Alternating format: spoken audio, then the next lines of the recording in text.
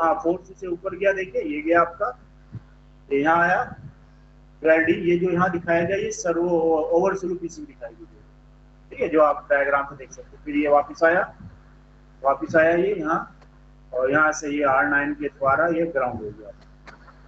ये बताया अगर RE4 ऑपरेट नहीं है तो जो एरर सिग्नल आ रहा है इनपुट से वो ग्राउंड हो जाएगा, आगे 4B 4A 5 को नहीं जाएगा। और जब ये रिले RE4 ऑपरेट होगी, RE4 ऑपरेट कब होगी, जब ऑटोमेटिक लाइनिंग कमांड आएगी, तो ये आपका नीचे आ जाएगा, तो ये ओपन हो जाएगा, तो ये सिग्नल आगे 4B को प्रोसीड करेगा, 4B से फिर ये सिग्नल जाएगा इधर और इधर जाएगा, और 4A को जाएगा, 4A से फिर 5 को आएगा, 5 से फिर ये सर्वो वाल्व को जाएगा, ठीक है। ये रूट है आपका ऑटोमेटिक लाइनिंग, ठीक है। तो जब ऑटोमेटिक कमांड नहीं है तो सिग्नल कहाँ जा रहा है वो बताया आपको। जब ऑटोमेटिक लाइनिंग कमांड आती है, RE4 ऑपरेट होता है, तो सिग्नल कैसे प्रोसीड करता है, ये दोनों मैंने आपको बता दिए इसमें, ठीक है। इसमें कोई डाउट है? RE4 के फंक्शन में कोई डाउट है? RE4 के ऑपरेशन फंक्शन में कोई डाउट है?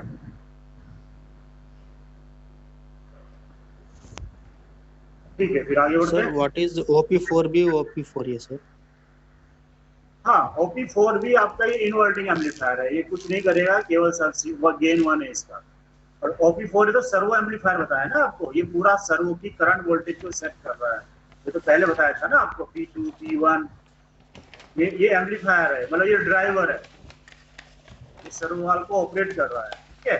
और ये मेन एम्पलीफायर है जो इसकी वोल्टेज और करंट सेटिंग कर रहा है इसकी, ठीक है। और ये इन्वर्टिंग एम्पलीफायर है, केवल इन्वर्टिंग, गेन 1 है, फीडबैक 28 के, इनपुट भी 14 के प्लस 14 के, ये केवल इन्वर्ट करेगा, ये इन्वर्टर की तरह से काम कर रहा है, केवल इन्वर्टर, ठीक है।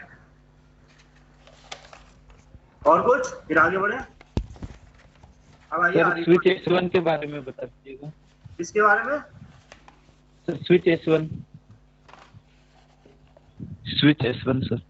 हाँ, स्विच S1 मैंने बताया था ना, इसमें ये आपका नॉर्मली इसको आप ऑपरेट नहीं करते, यही कंडीशन जो दिखाई गई है यही होनी चाहिए, ठीक है।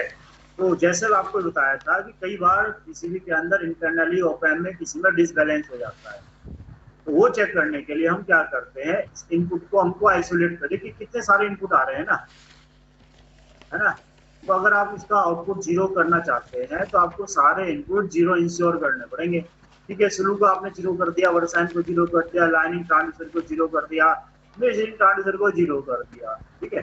लेकिन हो सकता है कहीं और से कोई इनपुट आ जाए, तो परफेक्ट 0 इंश्योर करने के लिए केवल आप स्विच को ऑपरेट कर देते हैं। तो जब आप स्विच को ऑपरेट करेंगे तो ये ओपन हो जाएगा, ये वाला कॉन्टैक्ट ओपन हो जाएगा, और ये ओपन है, ये क्लोज हो जाएगा। तो ये जो इस इनपुट है ये कहाँ कनेक्ट हो जाएगा, ग्राउंड से कनेक्ट हो जाएगा, मतलब आपने इसको 0 दे दिया। अब जब आपने इनपुट 0 दे दिया यहाँ, तो इसका आउटपुट भी 0 होना चाहिए, इसका आउटपुट भी 0 होना चाहिए, इसका आउटपुट भी 0 होना चाहिए, और इसका आउटपुट भी 0 होना चाहिए, ठीक है। अब किसी का आउटपुट अगर कुछ आता है तो इसका मतलब वो वाला ओपैम्प आईसी में कोई दिक्कत है, प्रॉब्लम है, तो उस आईसी को हम बदल देंगे। अगर कैलिब्रेशन करना है, जैसे अभी पिछली है, इससे 0 कर देंगे तो ठीक है, अगर इससे 0 नहीं होता तो इसका मतलब ओपैम्प को इस आईसी का बदल देंगे। इंटरनल डिसबैलेंस का मतलब यही हुआ कि जो इंटरनल फंक्शनिंग है ओपैम्प्स की वो डिस्टर्ब हो गई है, तो कैसा आप इंश्योर करेंगे, वो यही है, पहले तो सारे इनपुट 0 करेंगे ना, इनपुट के रेस्पेक्ट में आउटपुट 0 आना चाहिए, तो उस केस में आपको ये सारे इंडिविजुअल इनपुट 0 ना करने पड़े, आप सिंपली ये स्विच ऑपरेट कर दो, ये ओपन हो गया, ये ग्राउंड हो गया, और ये इनपुट आपका क्या हो गया, 0 ग्राउंड, ठीक है। ये पूरा जो इनपुट आ रहा है उसको ये समझ लो, ये इनपुट सेक्शन है और ये आउटपुट सेक्शन है, इसको आइसोलेट करने के लिए ना ये स्विच लगा हुआ है। और गलती से भी आप अगर ऑपरेट कर देंगे ना इसको, फिर आप चाहे कितना भी इसको डिफ्लेक्शन देंगे ना इधर किसी भी इनपुट में, आउटपुट में वो नहीं आएगा, ठीक है। गलती से भी आप कर सकते हैं, बाय मिस्टेक भी आपसे ये स्विच ऑपरेट हो सकता है, ठीक है। छोटा स्विच होता दिखा देंगे आपको, ठीक है। हाँ, और कुछ सर? Hello sir. हाँ हेलो सर, ये बता दीजिए जब RE4 ऑपरेट होगा सर, तब जब ऑटोमेटिक लाइनिंग कमांड होगी और RE4 ऑपरेट होगा तो सिग्नल कहाँ जाएगा सर ये? अरे भाई 2-3 बार तो यही तो रिपीट कर चुका हूँ, और क्या कर रहा हूँ मैं, नहीं थे क्या क्लास में? RE4 का पर्पज ही यही है कि जब RE ऑपरेट नहीं है तो सिग्नल कहाँ जा रहा है, अगर RE ऑपरेट हो रही तो सिग्नल कहाँ जा रहा है, तो ये बताया नहीं मैंने, 2-3 बार तो रिपीट कर चुका हूँ मैं, जब से इसको आप फिर वही बात पूछ रहे हो कि कहाँ जा रहा है। एक और प्रॉब्लम थी सर। RE4 अगर ऑपरेट होगी तो आप बोल रहे थे OP4 से OP5 की ओर सिग्नल आएगी, लेकिन सर OP5 का एक टर्मिनल सर यहाँ भी जुड़ा हुआ है RE4 के पास। करेक्ट। ये वही तो चीज है ना भाई, ये ग्राउंड कर रहा है ना। अगर कोई सिग्नल यहाँ आ गया है तो परफेक्ट डबल चेकिंग है ना। ये अगर ये है तो ग्राउंड हो रहा है ना, यहाँ भी ये ग्राउंड हो रहा है सिग्नल, और यहाँ कुछ अगर इसकी वजह से कोई सिग्नल जनरेट हुआ वो भी ग्राउंड हो रहा है। ये तो परफेक्ट सेफ्टी हो गई ना इसकी। भाई जब आपका इनपुट जीरो है, ये बताइए जब तक लाइनिंग कमांड ना हो क्या लाइनिंग होनी चाहिए क्या, ये बताओ मुझे। भाई तीन मोड है आपके लाइनिंग के, ऑटोमेटिक लाइनिंग कमांड ये और ये। इन तीनों में से कोई भी कमांड आपने नहीं दी तो क्या लाइनिंग होनी चाहिए? नहीं होनी चाहिए ना।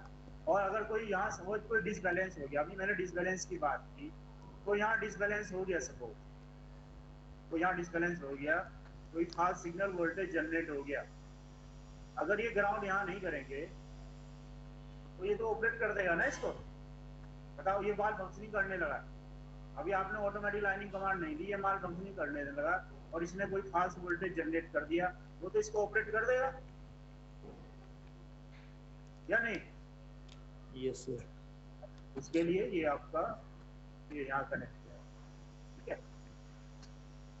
देखिए पहली बात तो आप जो पूछ रहे हैं ना, कोई ऐसी चीज का चीज नहीं पूछ रहे हैं, ठीक है। अभी मैंने आपको ये बताया कि ये सिग्नल RE4 जब ऑपरेट नहीं है तो कहाँ जा रहा है, RE4 ऑपरेट कहाँ जा रहा है।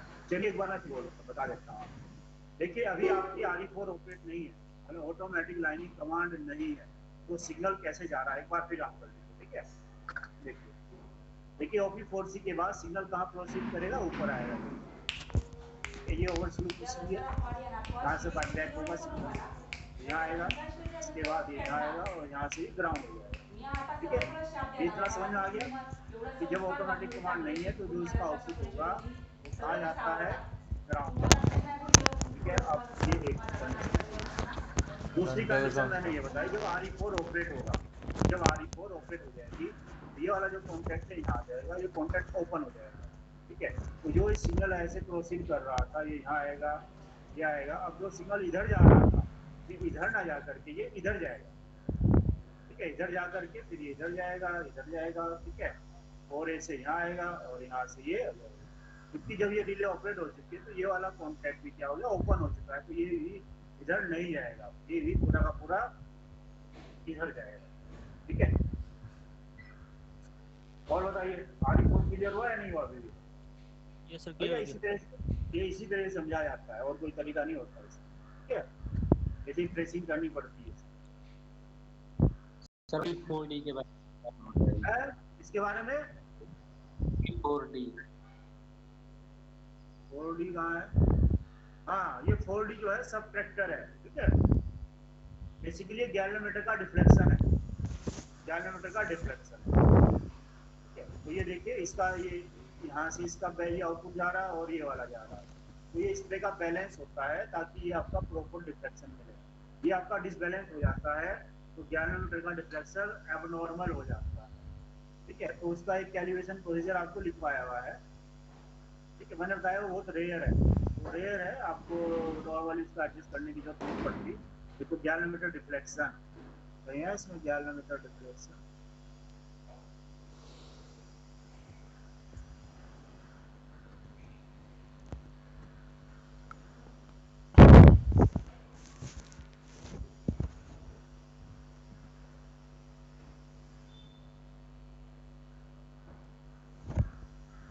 ऐसा है ना। रिले को आज पूरा कर लेते हैं, तो इसमें रहेगा फिर आज पूरा नहीं हो पाएगा, वो इस प्रॉब्लम में दिखा देता हूँ।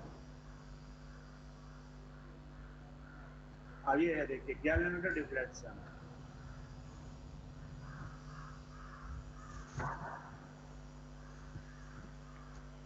ये अगर आपने देखिए ये सारे इनपुट जीरो हैं, सारे इनपुट जीरो हैं, ठीक है। सारे इनपुट जीरो कर लो, मतलब ये 11 मीटर डिफ्लेक्शन जीरो हो गया। फिर इसमें वर्साइन में आप 1.5 भरेंगे, क्या भरेंगे 1.5, इधर भी लेफ्ट या राइट जो भी है 1.5, मतलब पहले जीरो था पहले इसको आप जीरो कर लीजिए, सारे इनपुट जीरो करके। जब ये जीरो पे आ जाए तो फिर इसमें यहाँ 1.5, 15 mm नहीं 1.5 भरेंगे। कितना भरेंगे? 1.5।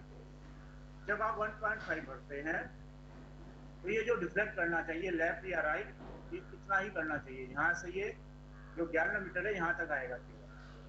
ठीक है, अगर इतना आ रहा है तो ठीक है, इससे कम आ रहा है या ज्यादा आ रहा है तो P4 एडजस्ट करेंगे, तो ये आपको P4 नाही P4 से इसका ये 11 मीटर का डिफरेंस है। बरोबर, ठीक है।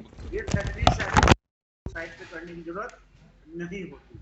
ठीक है, ये फैक्ट्री सेट होके आता है। लेकिन अगर आपको लगता है आपका 11 मीटर का डिफ्लेक्शन एबनॉर्मल हो गया है तो आप ये चेक कर सकते हो, सारे इनपुट जीरो करके।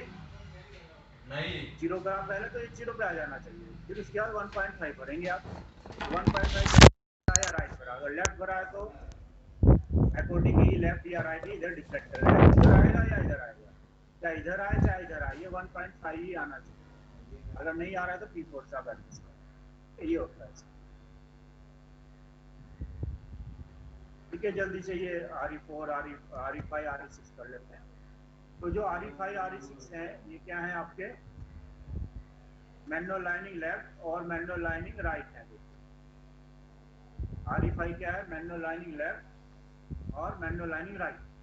ठीक है, manual lining left, manual lining right, ये आपको कई बार बता चुका हूँ मैं। ये है, देखिए यहाँ 14D पे ग्राउंड, 14D पे ग्राउंड कर रहे हैं ना, ये देखिए इसके द्वारा ही ग्राउंड, वो चाहे लेफ्ट करें चाहे राइट करिए। कहाँ यूज होता है, क्यों यूज होता है, ये भी बताया था आपको। नॉर्मल इसकी जो एप्लीकेशन है वो है कि जब आप ट्रॉली को ट्रैक पे बिठाएंगे या काम करने के बाद ट्रैक को लॉक करेंगे, लाइनिंग को यूनिट को लॉक करेंगे, तब इसका डेली आप यूज करते हैं। और जहाँ आर्टिफिशियल हुआ, लाइनिंग नॉर्मल ऑटोमेटिक में नहीं आई, लेवल क्रॉसिंग हुआ या point and crossing switch portion हुआ, जहाँ ऑटोमेटिक लाइनिंग पूरी तरह से नहीं आई, तो एज असिस्टेंस आप इसको यूज कर सकते हैं। बाकी प्रैक्टिस में ऑटोमेटिक लाइनिंग का सब्स्टिट्यूट नहीं है ये ध्यान रखिएगा। और कभी बार आपकी ऑटोमेटिक लाइनिंग ने ट्रैक को खराब कर दिया, ऑटोमेटिक लाइनिंग ने ट्रैक को खराब कर दिया, तो ट्रैक को थोड़ा नॉर्मलाइज करने के लिए तब on the direction of the PWI उसमें किधर को ट्रैक को शिफ्ट करना है, लेफ्ट या राइट, आप इसको ऑपरेट करेंगे manual lining left, manual lining right, इसमें शिफ्ट करेंगे। अब इसका ऑपरेशन देखिए आप इन रिलेज का। ठीक है, यहाँ तो आपके आएंगे एक तरफ सप्लाई, एक तरफ ग्राउंड, एक तरफ सप्लाई, एक तरफ ग्राउंड। अब ये कर क्या रहा है? जब आप मैनुअल लाइनिंग लेफ्ट या राइट करते हैं तो बेसिकली आप एक सप्लाई सुपर इम्पोज करते हैं, तब एरर से कोई मतलब नहीं रह जाता। ठीक है, एक सप्लाई आप +15 वोल्ट या -15 वोल्ट को सुपर इम्पोज करते हैं। अभी तक जो ग्राउंड जो एरर आ रही थी उससे कोई मतलब नहीं रहता था। जो ये सप्लाई आप इसको ऑपरेट करेंगे, ये सप्लाई जाएगी, उसी के हिसाब से आगे आगे ये ऑपरेट होगा, मैक्सिमम करंट आएगी। जब भी आप ऑपरेट करेंगे तो मैक्सिमम करंट 15 मिली एम्पियर आएगा, इधर से करेंगे तो अपोजिट आएगा। तो ये यहाँ कनेक्ट हो जाएगा, लेफ्ट के केस में +15 वोल्ट और राइट के केस में -15 वोल्ट, ये सुपर इम्पोज हो जाएगा। यही सप्लाई मैक्सिमम यहाँ 3 वोल्ट 15 मिली एम्पियर से आपका सर्वाल ऑपरेट होगा। जब आप ये manual lining left, manual lining right करेंगे तो ये आपका पूरी सप्लाई आपकी देखिए, ये manual lining left, manual lining right switch है। जब आप इसको ऑपरेट करेंगे तो आपका फुल करंट जाएगा, देखिए फुल करंट जाएगी आपको। ये आपको कैलिब्रेशन भी मैंने बताया था कि इसको भी करंट को भी चेक करना है, तब भी स्विच को ऑपरेट करके देखते हैं। और जब मैनुअल लाइनिंग करनी है और असिस्टेंस की तरह से इसको यूज करना है तब भी जाएगा। तो आप चाहे मैनुअल लाइनिंग लेफ्ट करें राइट करें, ये पूरी करंट आपकी इसमें जाती है। ये आपका manual lining left, manual lining right वाली रिले आपकी ऑपरेट होती है इसमें। ठीक है, तो ये वाली पूरी सप्लाई इसमें जाती है। ये वाली ये अगर जा भी रही है कोई बात नहीं है, ये वैल्यू सुपर इम्पोज हो जाती है इसमें। ठीक है, लास्ट वन बाईपास वाली है। आप चाहे ऑटोमेटिक लाइनिंग कर रहे हो, चाहे मैनुअल लाइनिंग लेफ्ट कर रहे हो, चाहे मैनुअल लाइनिंग राइट कर रहे हो, आपकी ये बाईपास वाल ऑपरेट होनी चाहिए। अगर बाईपास वाल ऑपरेट नहीं होगा तो आपकी लाइनिंग नहीं होगी। क्यों नहीं होगी ये भी पहले एक बार बता दिया था आपको देखिए जब आप ये करते हैं तो अगर ये वाल्व ऑपरेट नहीं होगा तो जो भी हाइड्रोलिक ऑयल है वो कहाँ चला जाएगा, टैंक को चला जाएगा, यहाँ सिलेंडर को नहीं जाएगा। तो चाहे आप ऑटोमेटिक लाइनिंग करें, मैनुअल लाइनिंग लेफ्ट करें, मैनुअल लाइनिंग राइट करें या ऑटोमेटिक करें, ये बाईपास वाल्व ऑपरेट होना जरूरी है। और ये बाईपास वाल्व कैसे ऑपरेट होता है ये आपने देख लिया। ये रिले ऑपरेट होगी, ये 24 वोल्ट आएगा 4D पर, ये रिले ऑपरेट होगी, ये सप्लाई इसकी भी है और ये भी आपका ये 4B पे बाईपास वाल्व को जाएगा। बाईपास वाल्व ये देखिए, ये रहा बाईपास वाल्व 4B पे, ये लगा हुआ है देखिए, 4B पे जाता है, ये वायर ऑपरेट होगा। अभी RE7 कैसे ऑपरेट होती है अब देखिए आप। अब कोई भी रिले है तो एक तरफ तो 24 वोल्ट चाहिए ना, 24 वोल्ट यहाँ मिल गया, ठीक है, ये 24 वोल्ट तो यहाँ मिल गया ना 4BD पे। अब ये देखिए, अब इसका जो है, अब इसको थोड़ा समझिएगा। अब देखिए इसको ग्राउंड 3 जगह से मिल रहा है, ये वाला ग्राउंड होना चाहिए ना, ये वाला पॉइंट, अब इसको 3 जगह से ग्राउंड मिल रहा है। जब आप ऑटोमेटिक लाइनिंग करेंगे तब भी इसको ग्राउंड मिलेगा, तब भी ये ऑपरेट होगी। और जब आप मैनुअल लाइनिंग लेफ्ट करेंगे तब भी इसको ग्राउंड मिलेगा, तब भी ये ऑपरेट होगी रिले। और जब मैनुअल लाइनिंग राइट करेंगे तब भी इसको ग्राउंड मिलेगा, तब भी ये रिले ऑपरेट होगी। तो ये रिले तीनों कंडीशन में ऑपरेट होती है, चाहे ऑटोमेटिक लाइनिंग करें आप, मैनुअल लाइनिंग लेफ्ट करें, मैनुअल लाइनिंग राइट करें, तीनों कंडीशन में ये रिले ऑपरेट होगी और तीनों कंडीशन में ही वो बाईपास वाल्व ऑपरेट होना चाहिए, ठीक है। तो ये ऑपरेशन है आपका, सारी रिले का ऑपरेशन हो गया है। इनमें अब कुछ पूछना है तो पूछ सकते हैं, बाकी ये सर्किट आपका कंप्लीट हो चुका है, ठीक है। अब इसमें कुछ पूछना है तो पूछ सकते हैं, तो फिर इसके बाद हम जब भी कभी नेक्स्ट लेक्चर आएगा। हाँ सर जिस टाइम हम लोग मैनुअल लाइनिंग के लिए रिले को ऑपरेट कर रहे होंगे तो RE4 के सिग्नल से कुछ फर्क नहीं पड़ेगा? नहीं, अभी मेरा उसमें है आप देखिए,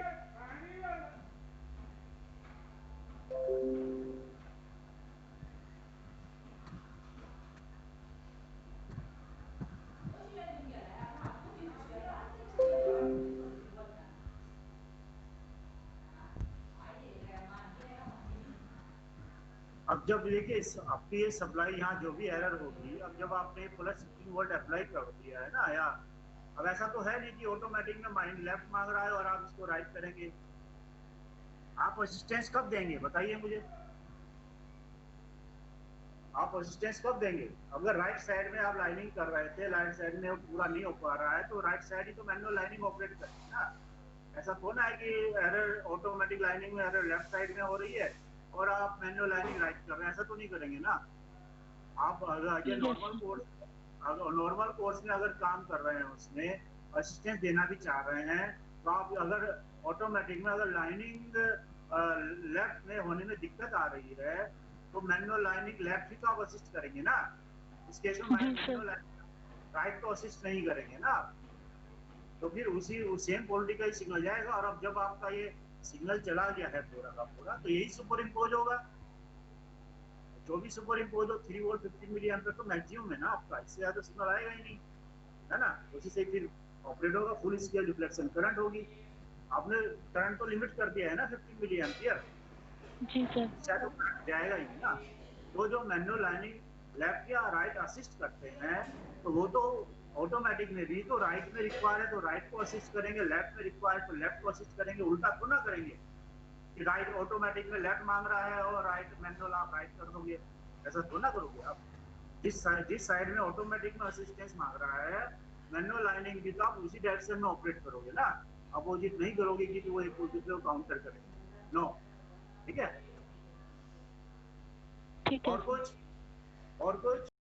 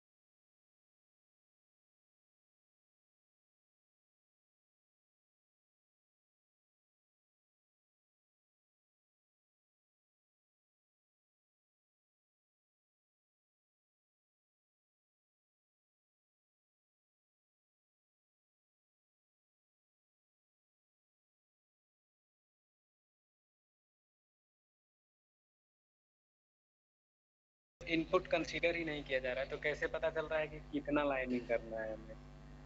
वो गैल्वेनोमीटर को देखेंगे आप, गैल्वेनोमीटर डिफ्लेक्शन जब 0 आ जाएगा तब छोड़ देंगे उसको, पकड़ के थोड़ा बैठ जाएंगे उसको।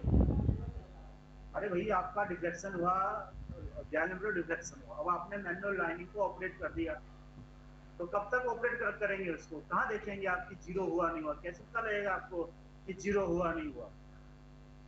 क्या देखेंगे आप बताओ? गैल्वेनोमीटर नहीं देख। और गैल्वेनोमीटर जहाँ 0 आ जाएगा छोड़ देंगे आप उसको। भाई आपका गैल्वेनोमीटर, अभी लाइनिंग गैल्वेनोमीटर, सपोज आपका ये आपका था, ये सब ये पड़ा हुआ था आपका लेफ्ट साइड में, अब आपने राइट साइड, अभी लाइनिंग राइट साइड जाना मांग रहा है, अब मैनुअल लाइनिंग राइट आपने ऑपरेट किया, तो कब तक ऑपरेट करेंगे? जब तक ये गैल्वेनोमीटर आपका 0 ना आ जाए। जैसे ये 0 पे आ जाएगा उस स्विच को छोड़ देंगे आप। ठीक है?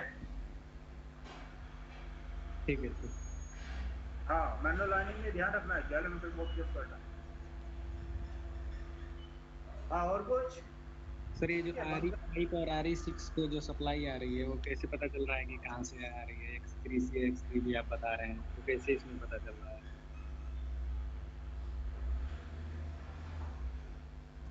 यार अब ये बताइए, इतना सबसे बार बार मैं रिपीट कर रहा हूँ, आप ये पूछ रहे हो कि इसकी सप्लाई कहाँ से आ रही है, इसका मतलब आपको कुछ समझ में ही नहीं आ रहा है।